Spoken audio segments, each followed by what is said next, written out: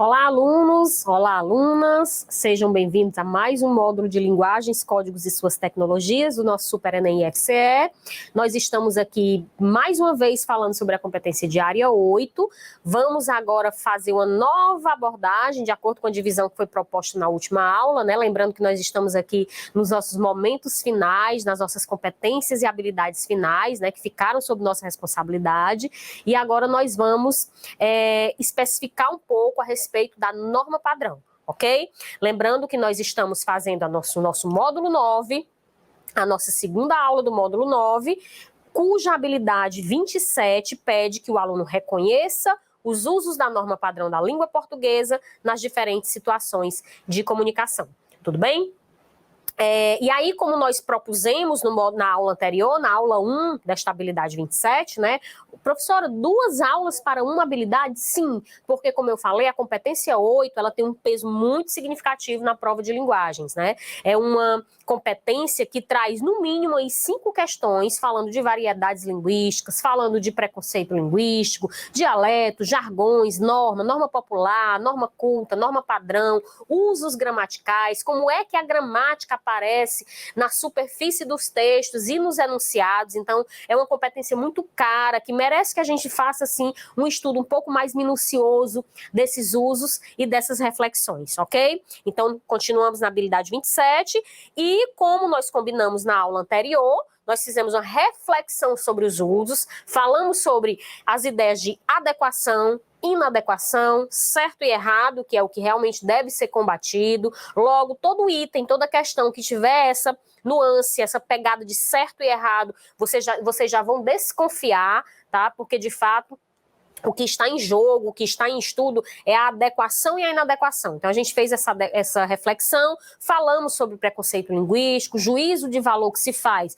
baseado principalmente no preconceito social, que leva para o preconceito linguístico também, né? A estigmatização, a desvalorização dos valores da norma popular, tá? Em contraponto com as outras normas, a culta, a dos falantes altamente escolarizados, e a norma padrão, a da gramática normativa, a imutável, homogênea, tá? A gente fez isso na aula 1, e agora a gente vai ver, pessoal, em 2 questões, né, dessa aula, como é que, de fato, essa norma padrão aparece nas questões.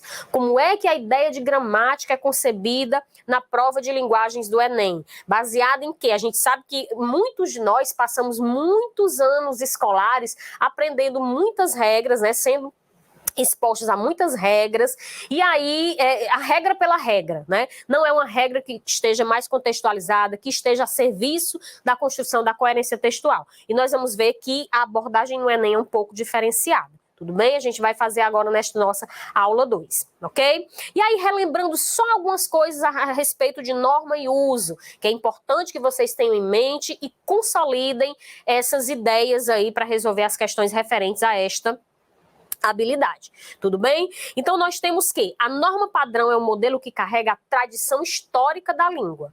Já o uso se adequa às necessidades do indivíduo, que pode se aproximar ou se afastar dessa norma por diversas razões. Então, essa ideia, pessoal, significa dizer que não é que em todas as ocasiões o uso da norma popular ou vernacular seja amplamente aceito, né? Na verdade, nós podemos nos aproximar ou nos afastar da norma padrão, a depender do contexto, né? A norma padrão é um modelo que carrega uma tradição histórica porque é baseado em estudos que concebem a língua como homogênea, mesmo a gente sabendo que não é, mas a ideia de adequação e inadequação, de fato, é o que está aqui no cerne da questão das normas, ok? Uma segunda ideia, né, que nós já falamos e queremos deixar registrado, é que os usos devem ser julgados não sob uma perspectiva maniqueísta, né? Maniqueísta é bem, mal, certo e errado, algo que não pode ter um meio termo, né? Então a gente não pode utilizar, pelo menos não deve utilizar a noção de certo e errado, né? Errado sob qual perspectiva, né? Na verdade, adequado para o contexto de interação ou inadequado para o contexto de interação. O exemplo mais simples, e aqui vocês são muito assim, expostos, né? Os professores, quando vão falar sobre variedades linguísticas, sempre usam esse exemplo. Nós não vamos à praia de terno e gravata. Assim como nós não vamos a um ambiente formal, a uma entrevista de emprego de short e camiseta, né? Então, a mesma questão da adequação social, de traje, é a mesma questão da adequação linguística, certo? Nunca esqueçam, adequação e inadequação em substituição a certo e errado. Então, todo item que tiver essa ideia de certo, errado, vocês já sabem que será um item não verdadeiro. Tudo bem, pessoal? E, por fim, a norma culta segue sendo a variante de maior prestígio social. Ok?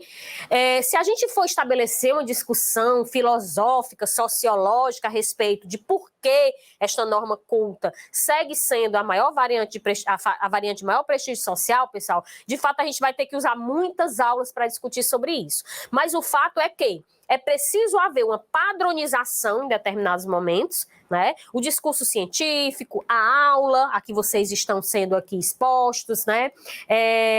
Todas as situações em que é preciso, de fato, uma linguagem mais monitorada é a norma culta que vai sobressair. Por quê? Porque ela é a variante de maior prestígio social, tá? As outras variantes, como nós falamos na aula anterior, elas são estigmatizadas e elas são, né, em alguns momentos até assim, lógico, como eu já falei, né, consideradas certo e errado, mas em alguns momentos elas de fato não vão ser adequadas, né? Isso tem que ser muito bem assim estabelecido e vocês têm que entender a questão do prestígio social que subjaz a norma culta, né? A norma culta é aquela que está em maior evidência. Então, mesmo em alguns contextos até considerados informais, a norma culta é cobrada por quê? Porque a gente sabe que a questão é, antes de tudo, social, ok?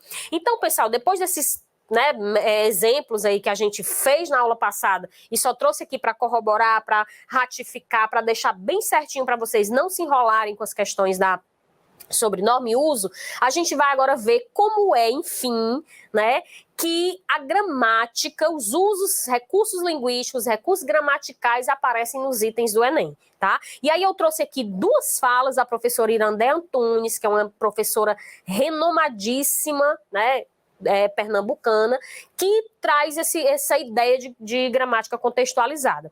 A rigor, nós não podemos assim dizer que o que se faz no Enem, o que se estabelece no Enem, é uma gramática totalmente contextualizada. Alguns itens são até bem normativos, tá? Mas a ideia que embasa, né, o conteúdo do Enem, o conteúdo dos itens do Enem, tem sim um pé na gramática contextualizada, que é, segundo a professora Irandé Antunes, é a gramática a serviço dos sentidos. Vejam só, nós vamos aqui grifar dos sentidos e das intenções que se queira manifestar no evento verbal com vistas a uma interação qualquer.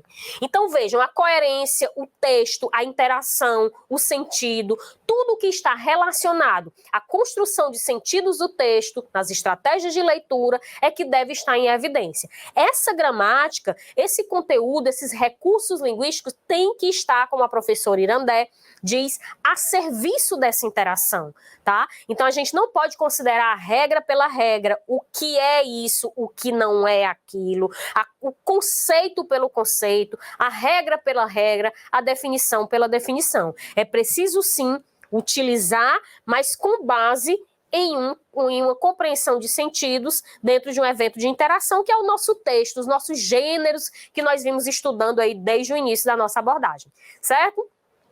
Numa outra fala, a professora Irandé vai dizer que a proposta, portanto, é que o texto seja analisado no seu gênero, na sua função, vejam bem, gênero, nós já falamos bastante, na sua função, nas estratégias de composição desse gênero, na sua distribuição de informação, tá? No seu grau de informatividade, ou seja, se há uma alta informatividade ou uma baixa informatividade, a quantidade de informação que o locutor, ou seja, que o produtor do texto mobiliza para fazer esse texto mais compreensível para o interlocutor, informatividade, nas suas remissões intertextuais. O que é remissão? É o que vai remeter, ou seja, o que vai fazer alusão, o que vai fazer referência intertextual entre textos. Em que ponto um texto se relaciona a outro texto? Né? Nos seus recursos de coesão, olha aqui, que vocês já estudaram bastante, na sua coerência. E por causa disso tudo, vejam bem, só por causa disso, repito, os itens de gramática aparecem.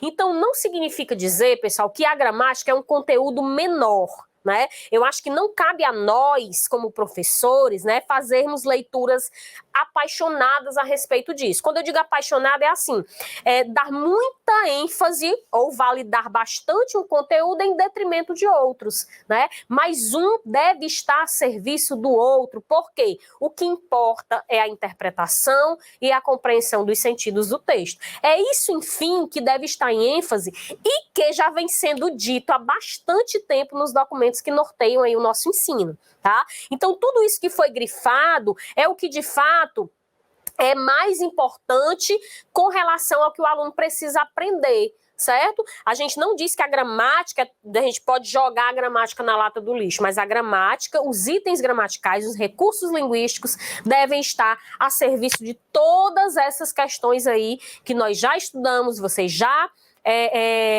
treinaram, né? Fizeram aí questões referentes a esse assunto, tudo bem? E a gramática vem aparecer como um pano de fundo, na verdade, para a compreensão desses aspectos, ok? E aí, pessoal, nós vamos, então, agora resolver duas questões relacionadas ao uso, né, da norma padrão, como é que a norma padrão aparece aí nos nossos itens do Enem, tudo bem? Nós temos aí, vocês já perceberam que não é um texto em prosa, é um texto um poema, né? Que está aí em duas estrofes, canto ao meio. E aí nós vamos ver pelo enunciado o que de fato vai ser necessário a gente descobrir aqui para indicar essa questão do uso gramatical, tá?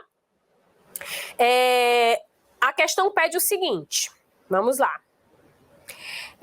Nesse texto, a mobilização do uso padrão das formas verbais e pronominais, certo? Ele vai deixar em suspenso aí para os itens continuarem, certo? Formas verbais e pronominais. Nós estamos falando de verbo e de pronome. É um conteúdo estudado pela gramática, sobretudo no segundo ano do ensino médio, quando se fala em classes de palavras, tá? O que ele faz, né? O uso padrão dessas formas, o que vai estabelecer no texto? Vamos lá. O texto diz o seguinte: toca a sirene na fábrica e o apito como um chicote. Bate na manhã nascente, bate na tua cama. No sono da madrugada, ternuras da áspera lona pelo corpo adolescente.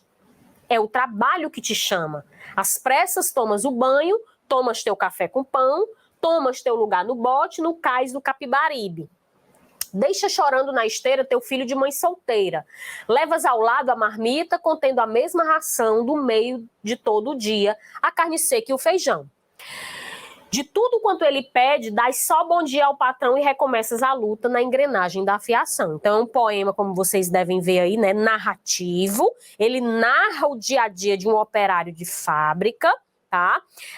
Como o interessante aqui, na verdade, o que o item pede, né, o que o enunciado pede, é a questão da mobilização das formas verbais e pronominais, mas nós vamos ver que as alternativas remetem à interpretação do texto, tudo bem? Então, vejam, formas verbais e pronominais. Nós estamos falando de verbo, obviamente, e de pronome. Então, vamos fazer o grifo aqui de algumas formas verbais existentes aqui na narrativa do poema, tá? Então, nós temos toca a sirene da fábrica e o apito como um chicote, bate na manhã nascente, bate na tua cama.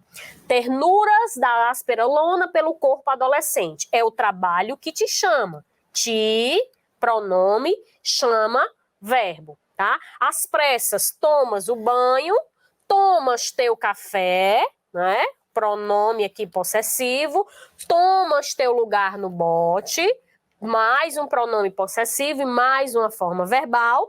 Deixa chorando na esteira teu filho de mãe solteira. Vejam que o pronome sempre está remetendo ao sujeito poético aí, né? Levas ao lado a marmita, contendo a mesma ração do meio-dia, de tudo quanto ele, pronome pessoal, pede, dai só bom dia ao patrão e recomeças a luta na engrenagem da fiação. Então, o que nós fazemos, pessoal? Nós fizemos, perdão, o grifo das formas verbais, acho que não todas, mas pelo menos da maioria, né? E das formas pronominais. Nós temos aí formas verbais, sobretudo no presente do indicativo, certo? Nesse modo verbal presente do indicativo, e temos pronomes pessoais. Teu, ele, ti, tua, né? Tem mais um tua bem aqui, certo? Então, a gente verifica que existe um modo verbal aí predominante e um tipo de pronome também predominante, que são os pronomes pessoais, certo? Até aí, o grifo desses pronomes e dessas formas verbais não vão nos levar a muita coisa, não. Mas a gente vai verificar pelas alternativas, tá? Em que o uso dessas formas verbais, o uso desses pronomes vai levar a algum tipo de compreensão dos sentidos, algum tipo de construção dos sentidos do texto. Tudo bem? Então, depois desse grifo, voltemos aí para a questão, ok? O uso padrão das formas verbais e pronominais, né? Ele está dizendo o quê? A, ajuda a localizar o enredo no ambiente estático, né? E em determinado momento ele diz, levas a tua comida, né? Então o ambiente não é estático, muito bem, muito pelo contrário, é uma narrativa que vai se desenrolando em ambientes diversos. O item A está inválido. Auxilia na caracterização física do personagem principal. Acho que só tem um momento, pessoal, de caracterização física aqui do personagem principal, quando ele diz pelo teu corpo adolescente, certo? Apenas a gente sabe que não é um adulto propriamente dito, é um adolescente. Mas o poema, até pela extensão dele, a gente não pode dizer que as formas verbais e pronominais ajudam nessa caracterização física, porque está tendo uma narrativa aí de intensa ação, certo? E aí, então não tem essa caracterização, não há essa caracterização física, ok? O item B também é inválido. C, acrescenta informações modificadoras às ações dos personagens. Acrescenta informações modificadoras. O que seriam essas informações modificadoras? É como se os personagens estivessem toda hora manifestando ações que contribuíssem para o desenrolar na narrativa. Mas a gente vê que este poema ele está centrado apenas em um só personagem, né? Pelo menos assim, a grande maior parte do desenrolar da narrativa está relacionada a um personagem apenas, que é o personagem principal. Alterna os tempos da narrativa, fazendo progredir as ideias do texto. Eu falei para vocês pelo grifo lá que não alterna, certo? A maior parte do uso do tempo, dos tempos verbais, é do modo indicativo, presente do indicativo, na verdade, tá? Presente, tempo presente do modo indicativo. Então, nós não temos alternância de tempos.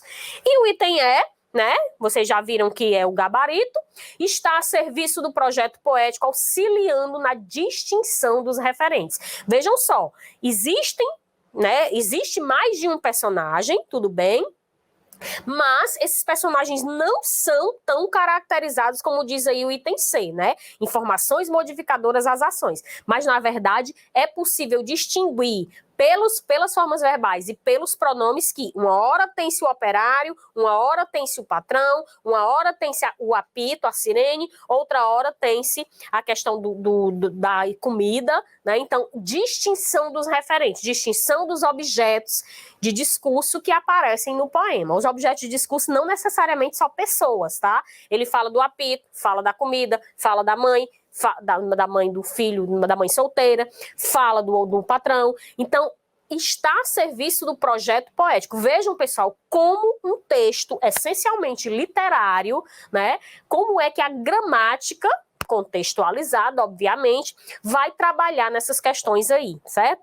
Não, repito, não se está dizendo aqui que a rigor se promove o estudo, né? Ou na verdade, a abordagem contextualizada, tá? A gente vê que existe sim uma tentativa de sair da gramática regra pela regra, certo? Os itens do Enem têm essa tentativa sim, ok? E aí nós vamos para a questão seguinte, que é bem interessante também e usa, pessoal, um texto misto, né? Verbal, não verbal. Nós temos aí uma vitrine de loja com uma propaganda. Aqui a prata vale ouro, certo?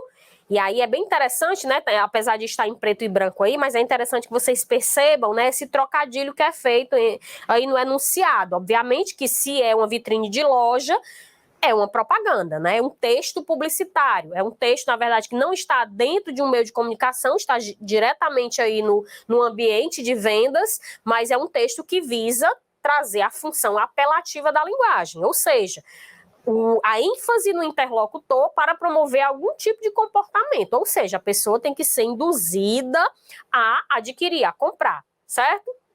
E aí a gente está fazendo a leitura do texto antes, porque é um texto pequeno, então não precisa a gente já ir direto para enunciado, né? Não há que se economizar tempo aqui neste caso, tudo bem? E aí o comando da questão diz: a imagem retrata a propaganda de uma loja de joias em um shopping, cujo slogan é "Aqui a prata vale ouro".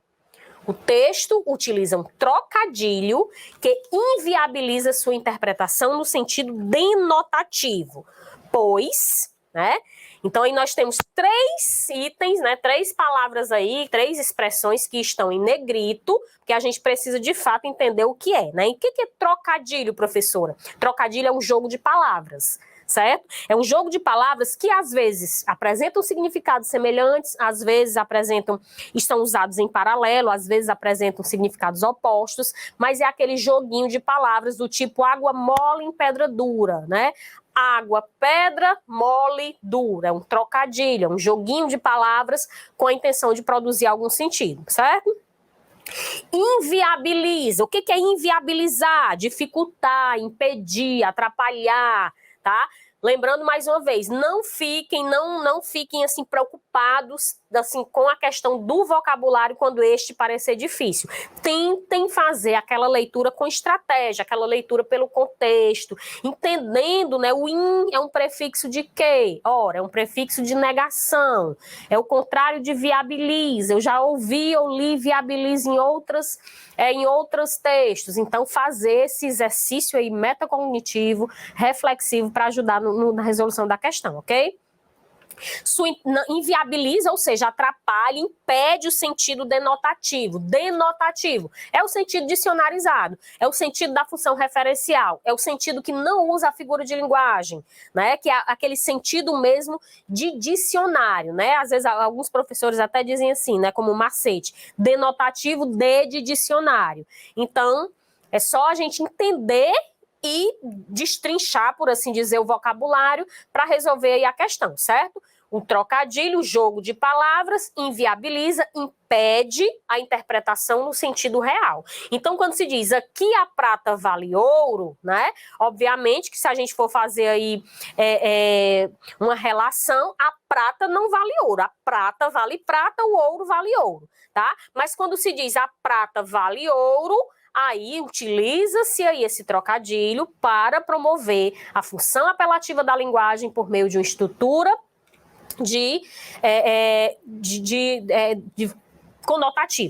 conotativa, certo? E aí por que esse trocadilho inviabiliza? Pois o verbo valer está flexionado como transitivo direto quando ele é intransitivo ou transitivo indireto. Veja que o enunciado diz, pessoal, que a prata vale ouro, certo? Vale é o verbo, tá bom? Então, se ele diz vale ouro, está flexionado como transitivo direto. Até aí tudo bem, ok? O que vale, vale alguma coisa. Quando ele é intransitivo, certo? O verbo valer, neste enunciado, ele não é intransitivo. Ele, de fato, é transitivo direto e ele permanece sendo transitivo direto, ok? Então, o item A está inválido, ok? Veja que o conhecimento gramatical está sendo usado a serviço da interpretação, certo? Bem, o verbo valer gera uma ambiguidade. Opa, ambiguidade, o que será? O que é ambíguo? Duplo sentido, levando os consumidores a pensarem que os metais custam o mesmo preço, sendo que um deles é mais precioso, ok? O verbo valer gera uma ambiguidade, duplo sentido. Nós dissemos, né? É um trocadilho. A prata só pode valer prata. O ouro só pode valer ouro. Mas quando o enunciador diz aqui a prata vale ouro, o que se está querendo dizer?